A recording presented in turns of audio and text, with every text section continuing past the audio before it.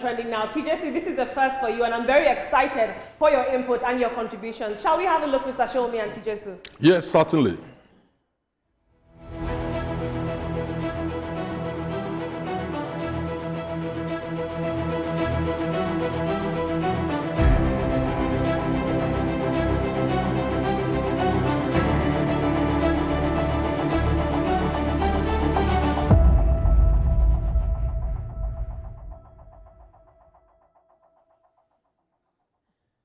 A very warm welcome back, Nigeria. It's time for the Trending Now segment here on the TVC Breakfast Show. Tijesu is going to be joining us from the heart of the nation, and I have Mr. Biodun Shomi, in-house analyst, to inform some of the trending discussions. Are you both ready to have a look at what's trending now? Oh, let's keep it going. Let's dive right in. Good morning, Nigeria. As always, I say that we have a finger on the pulse and an eye on the streets here on TVC. And it's my job every day to bring you some of the trending stories that are shaping the world that you and I live in. We begin today with this trending political story, where fresh claims about the build-up to Nigeria's historic 2015 presidential elections are generating conversations online. Now, the former secretary to the government of the Federation, Babachir Lawal, says that President Bola Tinubu played a central role in funding Muhammadu Buhari's successful campaign after the team ran into financial difficulties. Speaking in an interview with Symphony TV, Lawal claimed that President Tinubu financed major campaign activities, including providing a private jet, the vice presidential campaign of Yemi Osibajo, and American political consultants, whom he said transformed the APC's campaign strategy. Babachir Lawal also alleged that President Tinubu personally settled several campaign expenses outside the official campaign structure, describing his intervention as crucial to the opposition's victory that ended the PDP's 16-year hold on power. These are the comments that he made that are trending. After Buhari won the ticket, there was no issue of campaign funding. And Buhari is not a money person. So I went to Bola. Say, Oga, see what happened. But you now, you are their friend. You deal with them, you are in the same circle. Can you help us in this matter? And he did. And through him, we were able to raise sufficient funds to do the campaign. Not only did he do that, Oshibanjo's portion of the campaign, he funded it. One thing about Babachir Lawal, he's going to do an interview and it's going to go viral. Let's have a look at social media. I'll take one tweet. Prince Oludare says, in politics, yesterday's ally can become today's rival. Friendships are often tested when power and interest collide. Now, team, I don't make the rules. This story is trending. Now, we know that there's been a lot of rumors over time that President Bola Tinubu was one of the principal architects and financiers that led to the APC coalition that essentially pushed the PDP out of power after their 15-year rule in the landmark 2015 elections. But I'm curious, Mr. Shomi, I'll start with you and then I'll come to you, Tijesu. Do revelations like this from a political insider such as Babachir Lawal have any effect on today's political climb or the 2027 polls or public narratives of President Bola Tinubu, this administration? Well, I think Babachir Lawal actually confirmed the suspicion of many people that Tinubu was highly instrumental in Buhari's emergence as the president of the country. And I don't think he said it all. Tinubu also disclosed himself, which nobody had ever contradicted, even when Buhari was alive, that he was the one that went to him and said, look, you've lost that election, the last 2 or 3 elections. You need to come back. I'm going to have to, bring in all the resources necessary to make you the next president of the country. And he did that. He achieved it first time and second time. So I think Babachir Lawal has just simply confirmed what many of us suspected. Absolutely. TJ, so what are your thoughts on this? I know that you do a lot of political reporting and correspondence. Can you tell us your thoughts on Babachir Lawal's comments? Well, it's not surprising to see comments like this as we're fast approaching elections. It's not a strange thing to see that President Tinubu played a huge role in the emergence of President Buhari as at the time, because they were very good friends, if you check. And if you take a look at the merger that happened before that 2015 election, it was between his party and also the party of President Buhari at the time. So it's no strange thing that, this is coming up at the time that elections are building up. And it's just good to see that people like this are recounting history. Absolutely, very great input. And I also respect the fact that President Bola Tinubu has remained a friend indeed. He has said, any of the indictments on Buhari's legacy, it is also an indictment on me, and I accept those, and I'm going to work on it in my administration. Thank you for your input, team. Now, moving on. For many young Nigerians, a football match is no longer just about the final score. It's also about the betting slip. For all my sporty bet people, I'm talking to you. Now, the founder of Living Faith Church Worldwide, Bishop David Oyedepo, is now urging young people to rethink that mindset and the culture around betting. During a sermon on Sunday, the cleric has now warned against treating sports betting as a pathway to financial success. He insists that lasting prosperity comes through patience, discipline, and hard work, not gambling or betting. He repeated the phrase 3 times for emphasis, and he declared, "Stop wasting your destiny." Now, Bishop Oyedepo acknowledged that success may come slowly, but he maintained that it is far more certain than chasing quick wins through betting. This is his urge to young people who bet. Young people, Naija bet is not the way to financial fortune.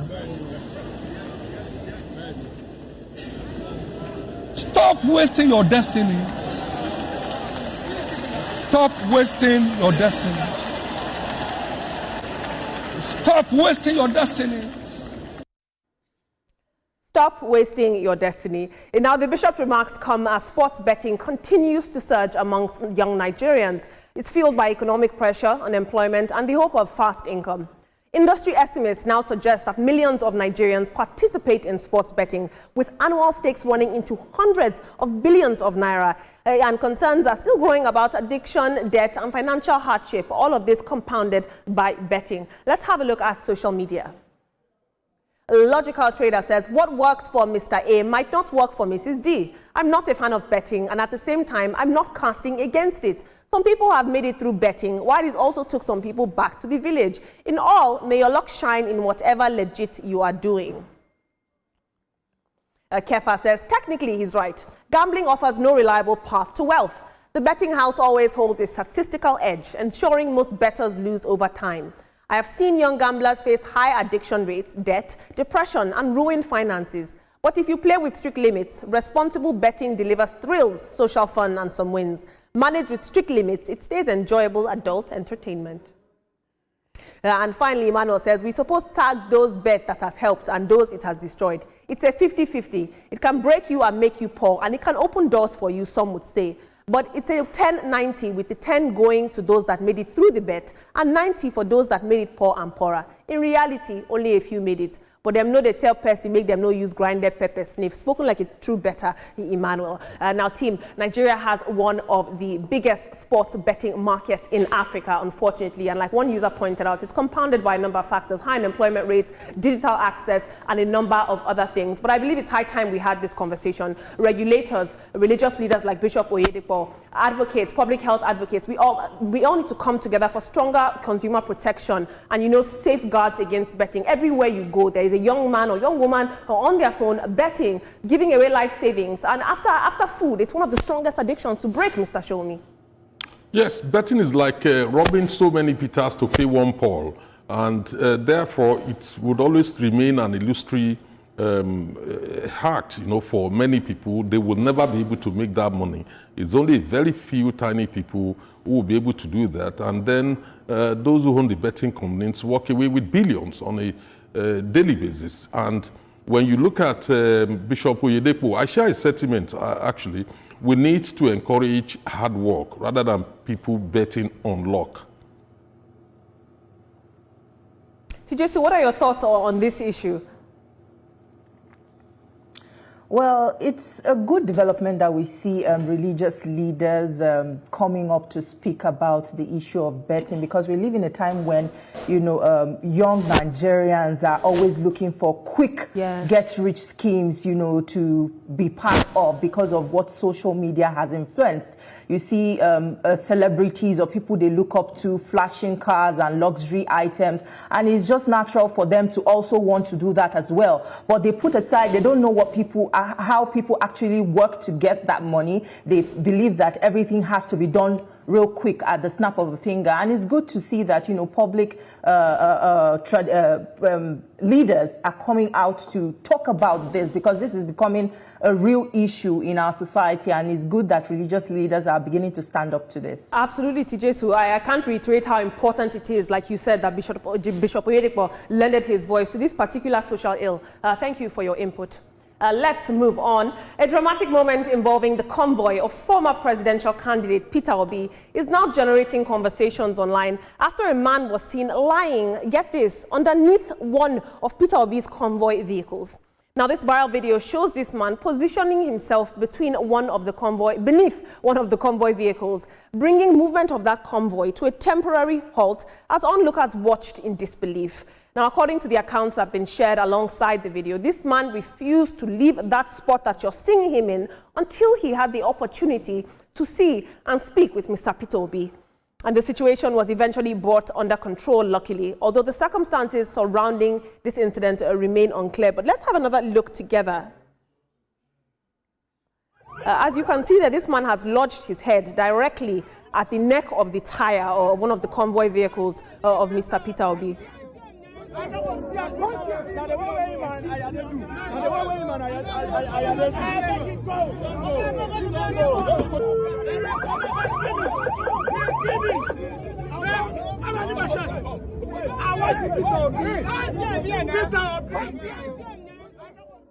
Now, that video you just watched has, of course, generated mixed reactions online.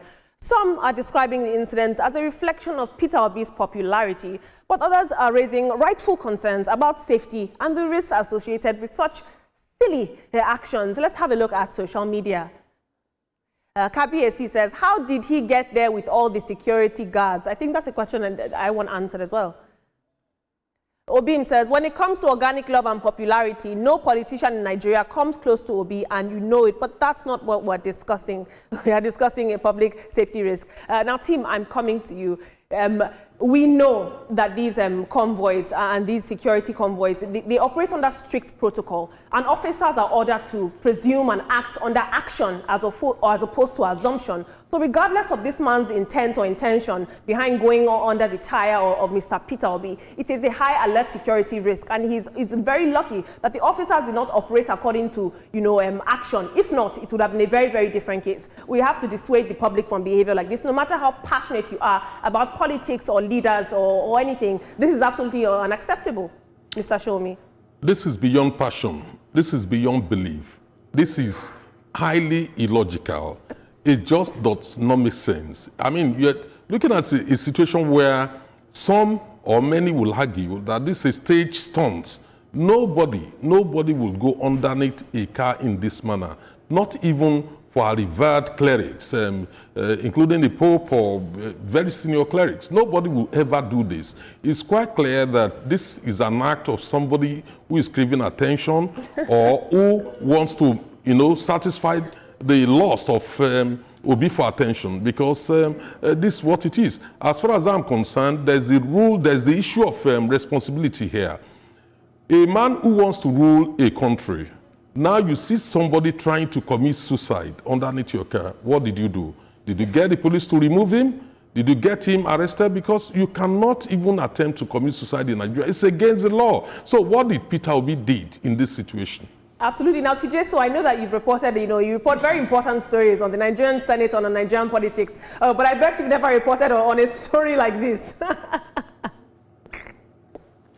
Well, it's quite funny. It's not strange to see Peter Obi enjoying admiration from many young Nigerians, and publicly, some youth have publicly displayed their affection for him. But there should be a line in drawing. There should be a line drawn towards admiration and also public safety, like you mentioned. That was could have ended very badly, and we should always remember that safety in everything comes first. Yes, you can admire someone, you can, love whoever you support, but always put yourself in the place of safety. I couldn't have said it better myself. Safety first. Thank you, TJSU, for that. Now let's move on into the world of entertainment, where the paternity allegation involving Fuji musician K1 The Ultimate continues to attract attention following some remarks that he made and a song that he performed at a recent event. Now, this latest development comes after a woman, I reported it here last week, and her daughter publicly claimed that K1 The Ultimate is the girl's biological father.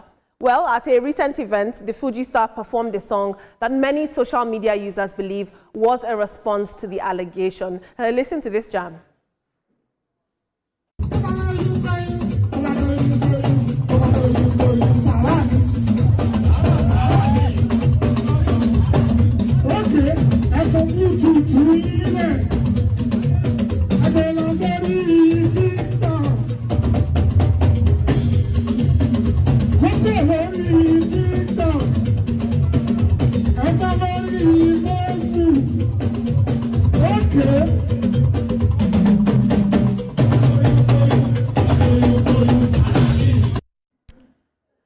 In another video that's circulating online, K1 also spoke about his past relationships. He said that he deliberately leaves behind personal belongings in the homes of women that he parts ways with, particularly those who had children for him. According to him, these items he leaves, his clothes, his shoes, they serve as a reminder of him. And he said that this practice is one of the personal principles that has shaped his life. Of course, this is generating mixed reactions online, and many Nigerians are debating this paternity claim.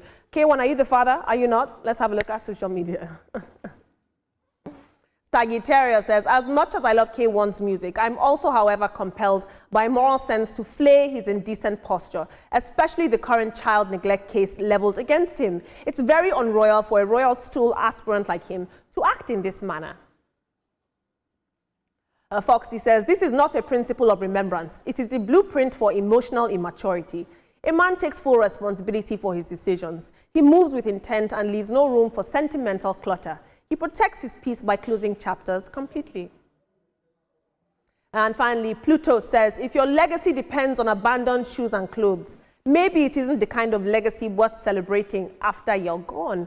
Very interesting. Now, I don't know if both of you have seen this story. A girl came out last week and said, K1 is my father and we've been financially and emotionally neglected by him. Well, there's now a video that resurfaced of K1 team where he's saying, I leave behind my shoes, my kaftan, my clothes as keepsakes for these women, as well as any child I leave with them. Now, we can't judge people's personal matters, but this unfortunately has become a matter of public interest because of the personality involved. Mr. Shomi, wouldn't the responsible thing to do would be either to deny these allegations or go ahead with a DNA test? But these sorts of comments being made make him seem somewhat irresponsible, some might argue.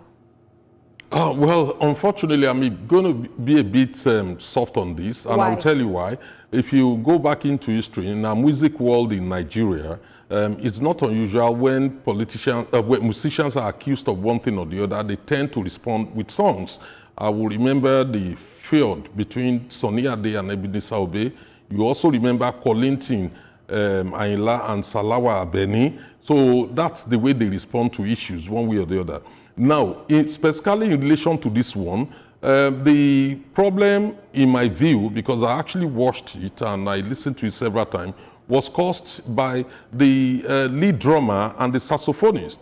The saxophonist had actually come out to apologize that they played the tune that led him to make those, to sing about it without any direct reference to the lady. The only thing I frown about is there's a child involved in this matter, and therefore K1 should have been more circumspect, on this very matter, irrespective of how they do their thing in the music world. And unfortunately, there is also a lesson for our ladies who are hell-bent on celebrities. You should also know that he has made it clear himself that, look, I will leave my clothes in any lady's house until I'm moving on. So, come on. K1 is a polygamous human being, so he believes in polygamy. And it's not un-African, it's actually African. The only thing is we have to be more responsible even when you are polygamous. Absolutely. And TJ, do you know that his manager recently posted on social media and said, look, it's not K1's fault. It's the name of the game. Women throw themselves at him. You need to see the way that women worship K1. Let's take it easy on him. But I'm curious as to what you think about this. Well, as with many celebrity stories, you know, public curiosity remains high, but there's always a better way of doing things. I believe that on the part of the lady, I see it differently. You could have approached him privately. Some of them do not like, you know, their life, although he's a public figure rather, but, you know, matters as sensitive as this should have been handled differently and not on social media. You could have approached him probably for a paternity test or something. But, you know, we live in a world where everything now goes on the social media. And so as well, he decided to put his in his song. So two of them have their own, would I say, with their own issues involved. But of course, a paternity test or a DNA test should resolve this matter. Absolutely, TJ. So perhaps some tact would have gone a long way. Thank you so much for your input, TJ. So, Mr. Shomi.